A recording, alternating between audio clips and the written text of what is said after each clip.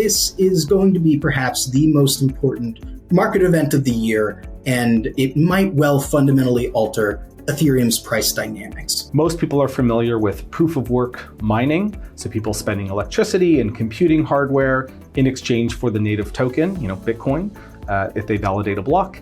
And now Ethereum has transitioned to something called proof of stake. And what that means is that people who just hold the token, they own some Ether, are able to lock that asset up effectively into a bond with the protocol, and then take turns validating transactions. And in exchange for that, they receive some ETH based on how many transactions took place during that time, plus the monetary policy of that protocol. And so you can generate yield just by holding the asset and helping secure the network. So finally, the Shanghai Upgrade, the most awaited milestone in the history of Ethereum, has taken place today. This historic development has placed the second largest virtual digital currency from proof of work to the proof of stake protocol on the blockchain, thus enabling the holders to unstake their Ethereum locked on the network. The upgrade, as expected, is witnessing a significant reduction in the gas fees, improvement of the network scalability, and enhance the speed of the Ethereum network. That's what the entire ecosystem and analysts are saying. The Shanghai Upgrade includes several other Ethereum Improvement protocols such as EIP 855 and EIP 3860, which is incentivizing developments by reducing or capping transaction fees for the developers. Although the move was expected to trigger an increase in price volatility as validators, which were earlier known as miners, queued up to withdraw and sell staked Ethereum. Analysts feel the protocol is so designed that it can prevent such a short-term mass exodus of validators. On April 12th, thanks to the Shanghai Upgrade, Ethereum token holders will be able to unstake their assets for the first time. With this increased access to the holdings, the validators are expected to take maximum advantage of the situation. We know also that people are selling it not because there's something bad with ETH, but really they just want to cash out. And I think that's what people need to differentiate from this. Projects that have unlocks where people sell and it goes down versus it's going down because there's something that's bad. So I think selling from this perspective is just it's just people wanting to get liquid or using or taking out their positions as well. So it doesn't change any of the fundamental characteristics of what makes Ethereum and its entire ecosystem. Who are validators? Let me explain this. So validators are the network participants who stake 32 Ethereums and receive 5% annualized rewards from newly issued Ethereum in the exchange for securing the network.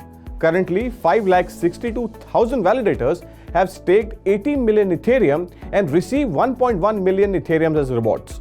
So remember this, the 19.1 million Ethereum staked and rewarded has been locked up since October 20th and would not be accessible until the execution of the Shanghai or the Chapel upgrade, the name coined from the mix of Shanghai and Capel.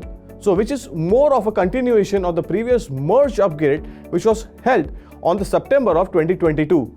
The primary concerns around the Chapela event is that validators may withdraw and sell stake Ethereum. That's the number one concern, which accounts for roughly around 16% of the overall total Ethereum supply. However, market participants do not expect a significant number of validators to initiate full withdrawals, given the fact that the network's protocol limits as to how many full withdrawals can be processed at any given point of time. To back this claim, Bank of America Merrill Lynch, the US-based investment banker, has said that the Ethereum upgrades as significant technological accomplishment, but not necessarily significant enough to implement next-gen blockchains. BofA does not expect heightened volatility around the Shanghai upgrade due to decreased liquidity, negative sentiments, and derivatives activities like what was witnessed earlier. Ethereum price had actually slumped close to 23% following the merge upgrade on September 15th. BofA also expects that Ethereum's tailwinds to turn into challenges since its expanding application layer generates transaction volumes beyond its capacity, thus resulting in network congestion and unpredictable fees. In fact, the transaction fees at times have increased to $200 and since June 22 have ranged from as low as $0.99 on Feb 22 to as high as $16.01 as on March 23. This hampers users' experience and prevents them from executing low-value transactions. That's what the analysts have said. Analysts also believe that Ethereum's long-term validity will be dependent more on execution of its evolving roadmap, which includes implementing a process called DogeCoin. And this involves splitting a blockchain network into multiple smaller networks or shards to improve the network scalability and performance. In other words, DogeCoin aims to reduce the cost of transactions as also the processing and storage requirements for the validators. However, as of now, DogeCoin seems to be a far cry since it's still in evolutionary stage and requires several protocols, which if not safe and secure enough, will eventually push the developers towards alternative blockchains to build applications on. Thank you so much for watching this special show on 3.0 TV. This is Manoj Dara signing off. But keep watching 3.0 TV for more such interesting analysis. Thank you.